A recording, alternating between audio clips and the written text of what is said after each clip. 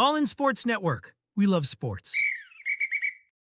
It is Tuesday, February 18th, right here on your daily fix for all things Texas Longhorns, brought to you by Rogue Sports Network. I'm Tanner Carlson. That is Jake Jimerson, and this is All in Horns. We bring these episodes to you Tuesday through Saturday, dropping at noon, so please like, share, and subscribe. We have a great episode for you today after a fantastic successful winning weekend for the Texas Longhorns athletic department, whether you're talking baseball, whether you're talking softball, whether you're talking women's hoops, whether you're talking men's hoops, all winners over the weekend and over ranked opponents in almost every single one of those sports. And a great start to the baseball season for the men as they close out and win for the first time the Shriners Children's Classic there in Arlington, Texas. What was it, Jake? First win in 10 games there at Arlington at Globe Life? Yeah. And they won 2 of them? Losing in that stadium was expected, and the first game was like there's a lot of PTSD going on the timeline. People who are just I get it. You know, it brings that PTSD, but man, sometimes you got to take a breath. I saw people saying the season was over. No, baseball is a very long season. There's plenty of time to make up for it. And, after an opening loss, and then obviously they got it turned around quickly. But it was disappointing to see them kind of lose how they lost in that game, just because it was reminiscent of so many losses last year. Real quick, Texas toxicity in terms of sports, go fan base wise. Man, it's up there. Because for me, like as a Cowboys fan, the toxicity of the fan base comes from people who are overly positive. Yeah. It is part of that toxicity. And then you do have people who are mainly the GM truthers, or not truthers, the GM liars. Well, I was really talking about, well, yes, I agree. I thought you were trying to compare it between all sports. So You could do that. That's not necessarily the wrong answer. I was talking within the Texas athletic program. So Texas football, Texas baseball, fan base. What are we more toxic over, baseball or football? I would say football, baseball, then I don't know. Basketball, I guess, kind of like way down here, it feels like. I would definitely put football, baseball. I mean, baseball is right under football, in my opinion, when it comes to within the Texas fan base. Well, baseball's it's the most successful sport, right? And it's a major 3 sport. Yeah. For Texas, and baseball has a standard of Omaha. That is the standard of Texas baseball. I mean, they've been to damn near half of them, and so there's a standard. Omaha is the standard. And if you don't go to Omaha for a few years, you're gonna be fired. And if you don't go to Omaha 1 year, the fan base is gonna be mad at you. Mm-hmm. And so, I mean, the baseball toxicity is very close to football. Just from when we say toxicity, it doesn't mean criticism. It means the meltdowns of fire the coach, the team sucks, the player sucks after like an inning, or in football after a possession. Right. I mean, how many times were there meltdowns this year in the football during the regular season after a possession? Yeah. After like the opening possession where you have the entire game left to play. Yeah. Especially after third quarters. And we're just talking about like complete meltdowns, but I'd agree with that. I'd go like football, baseball, and then not like crazy lower, but still lower, like basketball. And I think that just comes from football's king. So it's 1. And then the standard that Texas baseball has brings that up to number 2, because, like I said, there's a sizable gap between 2 and 3, in my opinion, though. Sizable, yes. But I'd still say, I mean, people are tuned in to the basketball. I mean, there was fire Rodney Terry posts during his interim season when he wasn't even the actual head coach, and they ended up going to the Elite 8. Right. Yeah. No, you're not wrong. So, Jake, let's dig into this weekend. Great, successful weekend for Texas athletics.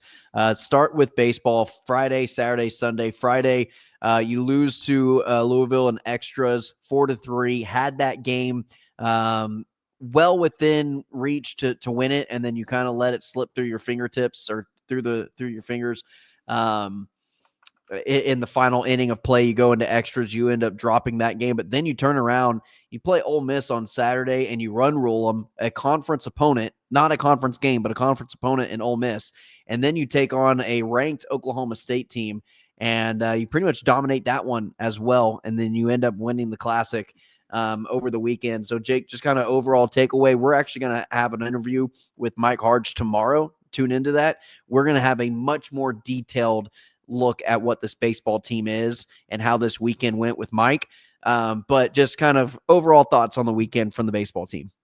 Yeah, starting pitching was awesome. Max Wiener is in max effect because you could see a difference in the pitching. Even the bullpen, though, the bullpen still struggled, but that's to be expected because they still don't probably have the level of talent needed there. And I think it's the start of rebuilding that position. And now it's going to be seeing how those guys develop around the season, how they find which guys are going to be best in which situations. Because it was disappointing against Louisville to be up 2-0 going into the ninth, get forced into extras, go up 3-2 in extras in the 10th from an Adrian Rodriguez home run, which what a way to get his first hit in college baseball. After a slow start. And then give up another 2 runs in the bottom of the 10th and lose on a walk-off. It was disappointing. But to me, what was more impressive is to respond to that by smoking Ole Miss 10-0. And then pretty much smoke. I mean, they had a chance to run rule Oklahoma State. They just didn't quite get it. I think it was the 5th or the 6th inning. Or no, it was in the 7th was when they had a chance to run rule. They had an 8-run 5th inning. All runs came with 2 outs. Which was really fun to watch against Oklahoma State. They had a 7-run 4th inning against Ole Miss. And so they showed the ability to score in bunches. And that's 2 really solid wins because Ole Miss had a really good, I know they're picked pretty low in the SEC, but they had Arizona a really State good week. was picked last in the Big 12 in football. It doesn't always mean much. Yeah. And Ole Miss was 2-0 against ranked teams outside of Texas this weekend. Yeah. They beat Arizona, who's number 21, 2-1, and they run rolled number 15 Clemson 15-5 in 7 innings and got shut out 10-0 against Texas. Yeah. So I mean, Texas looked about as impressive as I kind of wanted them to look, to be as in terms of like, would it have been great to win all 3? Duh. When you and I discussed it last week going into the weekend, we talked about this weekend and we said 2-1. And really, if you lose to Oklahoma State, that's okay. You actually destroyed Oklahoma State. You destroy Ole Miss. And I thought those were the 2 biggest games in terms of Texas playing a conference opponent, looking good within the SEC, and kind of showing the SEC, hey, this is what we are made of. And you absolutely sent that message to the rest of the conference by beating that Ole Miss team like the way you did. And then turning around, beating a ranked Oklahoma State team, almost run rule them, completely dominate them really from the first inning on. And yeah, you let one slip, but that's okay. You let one slip. It's baseball. It's not the end of your season. But Louisville didn't look bad either. They beat Arizona 13-1. They did lose to Oklahoma State 12-3, but they were, I think, up early in that game. I think their bullpen kind of fell apart, and Oklahoma State's a really good hitting that's team. What's difficult about baseball is because some of these scores can look deceiving, and it depends on the depth of your bullpen, the depth of your starters.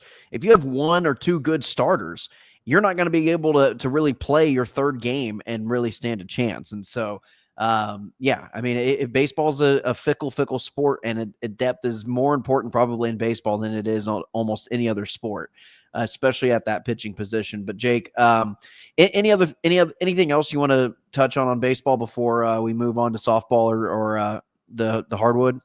Just fun to watch them finally win in that stadium, and I'd say a very good start to the Schloss era. To go 2-1 there, to show improvement in areas they struggled last year, to rebound off a tough loss with 2 dominant wins against good teams, and at the end of the day, your 1 loss was an extra innings loss to a team who looked pretty good over the weekend. And so now hopefully they can get on a little bit of a roll. They have Houston coming up on today at 6:30. in Austin, so home opener. Dartmouth for a few games, Incarnate Word on the 25th, and then they'll get the Las Vegas Classic, which will be Washington, Texas Tech, and Illinois. So that'll be kind of their next big test. Yeah. And that'll be fun to see them go up against the Texas Tech team, who has probably feeling a little scorned themselves with the Big 12 move from the SEC and things like that. So not that we Feeling really a little care. scorned from softball too. We'll get there.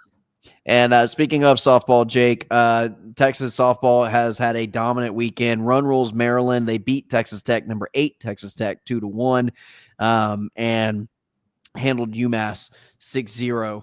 But yeah, just an absolute dominant performance, beating Maryland a second time, beating Texas Tech a second time, not just beat them, but ruled them in 5 innings. And so went 5-0 over the weekend for Texas softball, and they have yet to drop a single game. They look every bit as the number 1 team in the country. Have dropped to number 2 behind Florida. I think Florida had some impressive wins. I think that might change. Again, though, Texas could jump back up to number 1 because that 2-1 win over Texas Tech was pretty impressive just from the standpoint of Nigeri Kennedy, I think is how you say your name. She was the player of the year last year. Mm-hmm. She was the player that supposedly Tech spent over $1 million of NIL to get her to go there over Texas and Oklahoma. And they still lost with that, which is funny in many ways. Comical. Yeah. And then when everything she doesn't pitch, yeah. And then when she doesn't pitch, you get ruled 11-0 in 5 innings. So and that's lost the number to 8. Texas. That's the number 8 team, Texas Tech, by the way. Yeah, lost to Texas a grand total of 13-1 in those 2 games. Handled Maryland in both the games, and then obviously a 6-0 win over UMass. So just really exciting start to the season for Texas softball. Not coming out of the gates slow, seemed to be improving as well. Their best win was their last win, which was the run roll over Tech, and so. We'll see where they continue to go from here, but they're definitely looking like a team that we're going to be hoping, is winning an SEC championship. That should be the goal of this Texas softball team and a national championship. Winning an SEC championship is probably going to be just as difficult as winning a national championship for whoever wins the SEC, whether it be Florida, whether it be Texas, whether it be Oklahoma, you name it. It's going to be an absolute gauntlet towards the end of the season. And softball, just the same as baseball, going to be a very fun season to stay tuned into, whether you're a Texas baseball fan or a softball fan. Guess who they open SEC play with in March? Is it Oklahoma or is it Florida? No, Florida at Florida. Florida at Florida. So that's probably going to be the number 1, number 2 teams in the country going off against each other. It was in the College World Series where they played against each other last year, was it not? Final Four? I'm pretty sure they played against each other. Elite 8, Final Four, something. I'm pretty sure they played against each other somewhere in there. I watched all the World Series games. I should know it off the top of my head. I remember there was I've had a lot of sports since then. Yeah, I think it was a walk off. I'd have to double check, but anyway, but yeah, there's probably some bad blood there with Florida. Yes, no, it was not a walk off. It was a win for the Lady Longhorns, 10-0 in 5 innings. Okay, so it wasn't much of a close game, but I remember there being a home run, and I just remember that one home run over the Florida defender. But what round was that, Jake? It was the second game, so kind of so not really early around. On. All the teams were still there because it's double elimination, of course. But then they played Stanford again, who they beat in the first game. They shut out their first 3 opponents, and then I believe it was in the national title. They lost 2 in a row to OU. I think they took game 1, and then that was the year before. Oh, the year before. Gotcha. They lost 8-3 and then 8-4 against OU last year. Okay. All right. Well, that is our softball talk, Jake. Let's move it to women's hoops. Starting off with the Vic Schaefer news. Obviously, looking to got extended, and the future of Texas athletics. There is buy-in not only from the university, but there's buy-in from the players. There's buy-in from the fan base. And it looks like the long tenured run for Vic Schaefer is going to continue at the 40 acres with this women's hoops team. Yeah, if you're a good coach and you're at Texas, Chris Del Conte is going to secure you. Yeah. And Texas has the money to do so. That's huge to get him there long term. He's one of my favorite coaches in the athletic program, which is saying a lot because I really like all of them, especially right now. And so it's exciting just because you feel like the trajectory for this women's team, they've only gotten better under Schaefer, and it feels like national titles are coming very soon. No, I completely agree, Jake. And I think the trajectory of in case you're listening to this and you haven't really kept up to date with what women's hoops has done, they beat the number one team, South Carolina, not this weekend, but the following weekend. And then they turn it around and they take on Kentucky on Thursday night. And they win that game in pretty dominant fashion. The score looked a little closer towards the fourth quarter range. Still like a 20-point win. But then they ended up, I think Kentucky got it down to about an 11-point game. And then Texas ended up, capitalizing at the end of the fourth quarter and made it look more like the game that it really was. But dominated top 10 team in Kentucky, and then turn around, have to travel to Baton Rouge on Sunday. And they beat the number 5 team LSU in a come from behind win after scoring 19 points in the first half. Texas turns around and scored 53 in the 50 something in the second half. My math can't do brain because I do too much math at work, but they scored 46 points. 46. So almost 50 points. It was in Austin, and the Moody was rocking against LSU. Oh, I thought it was at LSU. My no, it's because they had so many home games in a row. You're not used to it, but yeah. I mean, it just they were at Kentucky. My bad. Yeah, it was that. Yeah, that's what it was. It was at Kentucky and then home LSU, and the Moody was rocking for the LSU game. But about as good of a stretch as you could have. 3 top 10 wins in a row. Really dominated Kentucky. Never trailed against South Carolina. Trailed for a lot of the LSU game. Did not shoot the ball well. 33% from the field. Were even in rebounds with LSU, which is not usual for this women's team. Yeah. So just really didn't play their best game. I mean, they trailed by as much as I think it was 10 points in that second half. And just found a way to grit it out. That fourth quarter was impressive. 21-9. Yeah. Really a complete meltdown by LSU. Texas did win that third quarter by 4. I think they cut it to 5. But then Texas just dominated the fourth. And that's what this team is. They can win in a multitude of ways. They're gritty and they wear you down and they take over games in the fourth quarter. They did it against South Carolina in a game that was tied heading into the fourth where South Carolina had all the momentum. And now they did it against LSU in a game where they weren't playing their best. Were trailing for a large majority of this game and then brought it right back and were able to gut out a win. Yeah. Well, and Madison Booker, again, as well as she has played, and she did finish with a double-double, shot 3 of 17 from the field, but was 10 for 10 from the free throw line. And so that really helped her. 21 of 21 for the team. Yeah, an absolute perfect field goal or free throw percentage from the team, which is great whenever you're as aggressive as you are on the offensive glass, getting second chance opportunities. Teams are naturally going to value more, put you at the free throw line if you're getting second chance points. And Texas to capitalize on that. That's the difference in winning and losing this game is free throws and offensive rebounds and getting those second chance points, because without those, and then obviously the defensive stops in the fourth quarter, you only allow 9 points. You have to clamp down the defense at some point in time to do that. And that's exactly what happened. But complimentary win. And Jake, you technically have won 4 straight ranked games. If you go back to the Vanderbilt game, who's ranked number 24, and then you go and take on South Carolina and Kentucky and LSU to win those 4 games in that stretch. We talked about how important this stretch was. We said 2-1 throughout this stretch would probably be, realistic expectations to actually win all of those games and them all be against top 10 opponents. National championship, I'm buying stock in it. Yeah, I mean, that's got to be the goal now. Your only loss is to number 1 team in the nation in an overtime loss on the road.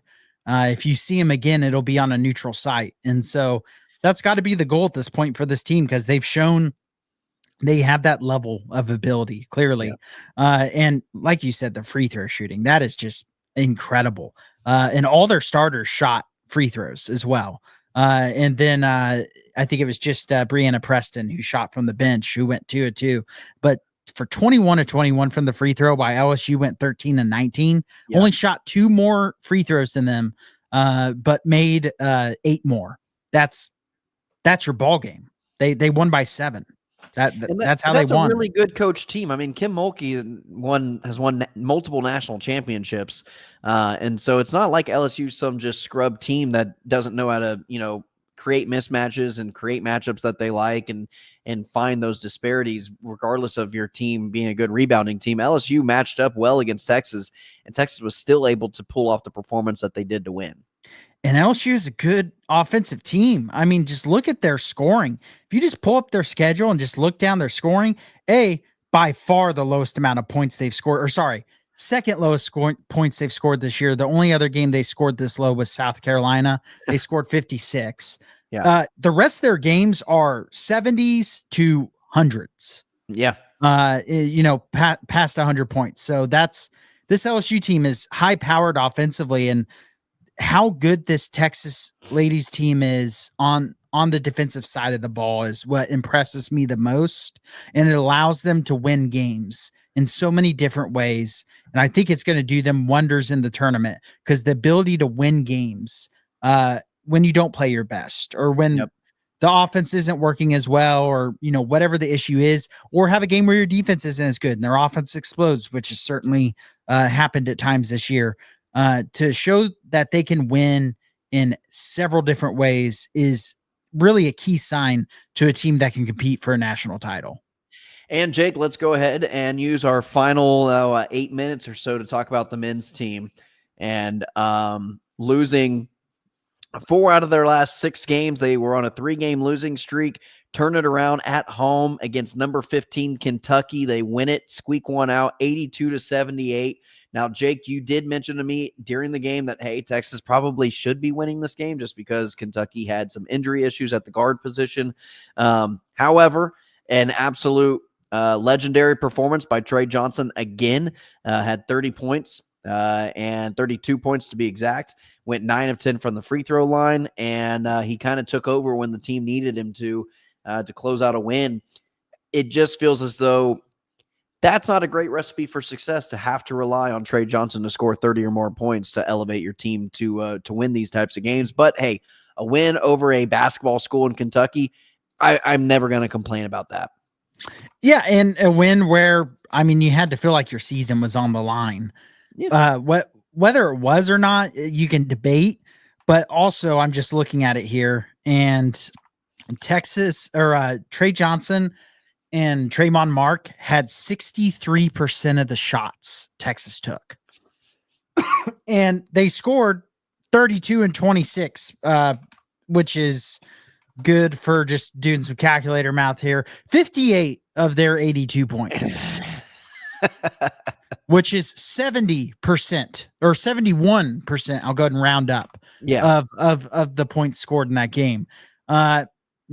Not probably the recipe you want, but at the same time, injuries are an issue. Kaluma's out again.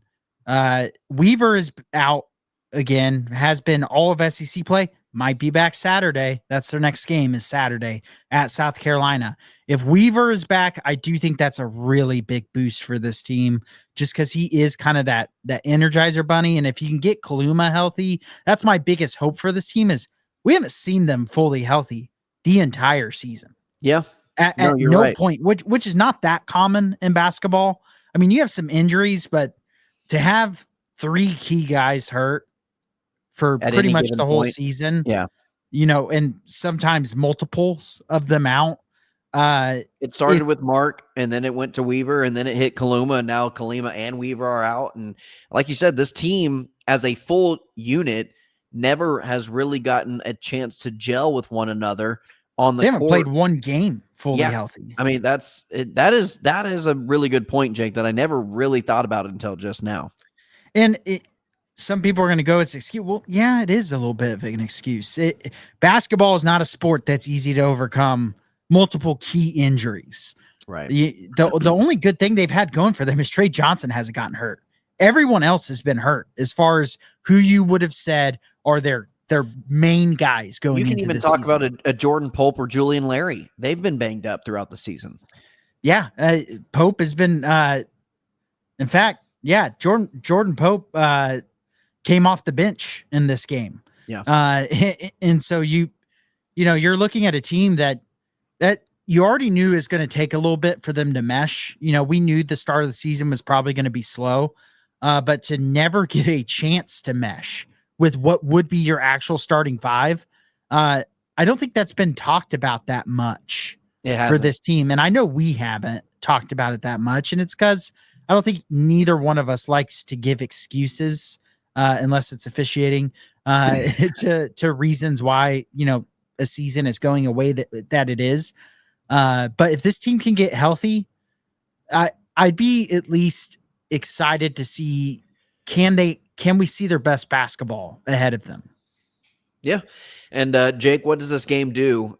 We've kind of been on a seesaw back and forth of where this season is going to end up for this team. Are they a tournament team? Are they not a tournament team? They've played really poor. They've played decent enough. They've shown glimpses of, if they do put it together and they get healthy and they play their best basketball through a stretch of games, they are capable of winning 2, 3, 4 big games in a row. Where are you now after Kentucky? Does that game change your outlook on the rest of the season at all? I mean, it changes the output of, as far as I went from this team is not making the tournament to, okay, they have a pretty simple route now. Yeah. Like I do think. Let's get into that. Let's talk about the rest of the games they have left. All the dust, all the mist has lifted. It is very, very cut and dry now. They have 5 games left. Win 3, you're in. Win 2, you're going to have to win some SEC tournament games.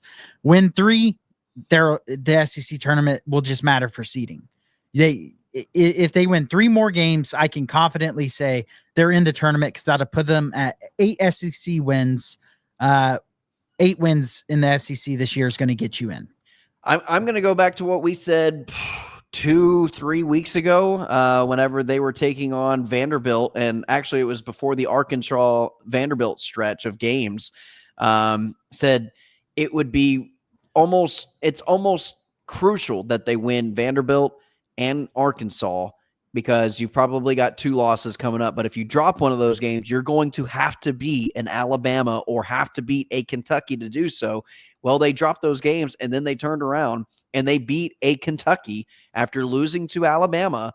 And I have to kind of agree with you, Jake. I think, with the favorable schedule that you have remaining, you're more than capable of beating South Carolina on the road. You've got another chance at Arkansas, this time on the road, so not going to be necessarily easy. But again, should be able to take care of Georgia. Then you've got a ranked Mississippi State team and then a really bad Oklahoma team. You should be able to win 4 of the next 5, and that's even giving you a little bit of grace with giving you 3 wins of the next 5. Yeah, if they don't win 3 of these last 5 games, it would not only be incredibly disappointing, but it would take some bad basketball, because they should be getting, I don't know Kaluma status, but they should be getting Weaver back, which I think is a big boost. Mm-hmm. Rodney Terry said it in his post game. He's like, we should be getting him back Saturday. And he was like, if we had him this whole season, we probably have a couple more wins. And I don't disagree with that statement. Yeah. He's a guy who just makes winning plays. He does. And so you get him back, you can't lose to South Carolina. Absolutely. If you lose to South Carolina, I'm going to be burning things down on this podcast. They are winless. I don't care that they beat Clemson in non-conference. I don't care that they've been competitive in some games. They're 0-12 in SEC play. You better win that game. Arkansas, I mean, you gotta be able to beat teams like that. And that'd be a good road quadrant 1 win. Georgia is a very up and down team, kind of like Texas in some ways. But you think get they're them in the worse. Moody. Maybe a worse version of them, but you also do get them in Austin, so that helps. Getting them in Austin is the key, and you got to beat Oklahoma at home to end the season. And then Mississippi State's really your resume booster type. What should be a let's boost our resume game versus we need to win this to get in. Right. So yeah, I mean, if I had to bet one way or another, I'd say yeah, they're probably going to make the tournament. Hypothetically speaking, if they win 6 games in a row to finish out the regular season, including Kentucky, they win out for the rest of these games. How are you feeling? How are you feeling going into tournament and March Madness play? Because they make the tournament, obviously, if they do that. How are you feeling in terms of them being an 8 seed, 7 seed, whatever seed they would be at that point? Dangerously hopeful. I'll be all the way in. Yeah. If they win 4 out of these last 5, I'm going to be in. I mean, as far as like hoping that they can win a couple tournament games, Win 2 games and get to the Sweet 16. Yeah. Yeah. Sweet 16 is a successful season for Texas basketball. That is to me, what determines a successful Texas basketball season right now with how the program has been, where it's been in the past. Sweet 16 is successful. I don't think there's any way to say it isn't. And so I would be hopeful for a successful season all the way in on a successful season with 4. As far as seeding, I would think if you win out, that's a ranked win at Mississippi State, a solid quadrant 1 win at Arkansas. I think Georgia's still a quadrant 1 game. You just got a quadrant 1 at home. And I say because we all know the committee keys on those. And so that would be 3 more quadrant 1 wins. And I think OU would probably be quadrant 2 now. And then even if you lose in the first round of the SEC tournament, if you win another game, I think you'd be looking at worst a 7 seed, if not a 6. I think you're looking at a 7 or I mean, if you win those games, Jake, you're looking at a 7 or 6 seed. That's 22-10. You're 22-10, and then you're 10-8 in the SEC. That, and I'm thinking on the fly. You put me on the spot here. That might put you ranked. That might put you in the top 25. What I mean, do you think? Obviously the SEC tournament would help if you add in a couple games. If you win out all 6 and you win 1 SEC tournament game, I think you're 5 or 6 seed. Yeah, I would agree. I'd agree. And that is a big deal because getting an 8 or 9 right now, you're looking at a 10 seed probably at best. Yeah. So if they do what I said, which was win 3, and you're in, I think you're in as a 10. Yeah. And I think you're playing in that first 4 as well. I agree. Which is dramatically different. Now, if you win 3 and win a couple SEC games, there's still a lot to play out. Sure. But the best scenario is obviously winning out. But if you win out and you win 1 tournament game, it dramatically improves your chances of making a run in the tournament. And I think the health of this team is going to be a determining factor of that. If you can get a fully healthy roster, or as healthy as you can be by Georgia, that's the key at this point, right? Is we literally have not seen them with their what would be their starting 5 on paper a single time this season. We don't know if we've seen the best basketball from this team. Nope. And if they get all 5 guys healthy and all of a sudden they look really good, I'm going to be very excited. All the doom and gloom I've had throughout the season. And I've been the one who's tried to be optimistic at times. Yeah, I've been probably more doom and gloom, to be honest with you, just because it's a bad brand, it's a bad style of basketball. But you bring up the injury point, you bring up the favorable schedule to end conference play. Just for reference for people who are talking or listening to this and looking at kind of how the schedule would line up. South Carolina, Arkansas, Georgia, and Oklahoma are all ranked below you within the SEC standings with a worse SEC record than you are. You will be favored in all of those games. Mississippi State, the only team who is ahead of you in the standings, and they are a game and a half ahead of you. They're 500 in SEC play, but Jake, did you know the entire conference of the SEC is 500 and there isn't really a top dominant team, even though Auburn and Alabama played the game of the season on Saturday? God, man, that take is just so I don't want to get into it again. I hate you bring it up because it makes me want to, because as an announcer, I just don't even, I mean, we've both done broadcasting, a Yeah. lot of broadcasting, and I don't understand how you could ever say that out loud, not feel like an idiot. But Yeah. beside the point. But yeah, I mean, I forgot what you, oh yeah, so be favored in all of them. So and to the point of, I brought up, well, because when I brought up, well, they should be winning this game, Kentucky's missing guys. I was like, well, Texas is missing guys too. They've kind of been missing guys all season. That was when I kind of thought about how much injuries impact college basketball, and the fact that we've never even brought it up as a reason to give Terry and the team a little bit of a benefit of the doubt at times. And I think excuses are one thing, but giving it just a little leeway of like, you're missing key guys is something here's that some the fact grace that on the we've never brought it up is kind of insane just because of who they're missing. And so I really hope that we can see this team get healthy down the stretch, just because then there won't be that what if in the back of your mind at all. It'll be okay. They just never figured it out. But right. if you should at minimum win 3 of these last 5 games, and then we'll get hopefully the chance to at least see a healthy team come March Madness. Hopefully, fingers crossed. Knock on wood. Yeah, and that game will be played on the 22nd, which I believe is a Saturday, Jake. South Carolina? Yeah. Yeah, Saturday's their next game. Saturday's the next game, so they won't have a game throughout this week, a little bit of an off week. And again, so you get a little bit of a breather following a rough stretch of games, can kind of regroup, can kind of get some guys healthy and rehabbed. And again, like we said, hopefully you can make a little bit of a run here and make some noise at the end of the season and create some excitement going into the last stretch of the regular season. But for Jake Jimerson, I'm Tanner Carlson. That's going to do it for our show today. Again, we release these episodes Tuesday through Saturday at noon each and every single day. And this is your daily fix for all things Texas Longhorns, brought to you by Rogue Sports Network on All In Horns. Please be sure to like, share, and subscribe. And we can continue giving you all the great content that we give you on a daily basis. So with all that being said, as always, ladies and gentlemen, hook 'em. All in Sports Network. We love sports.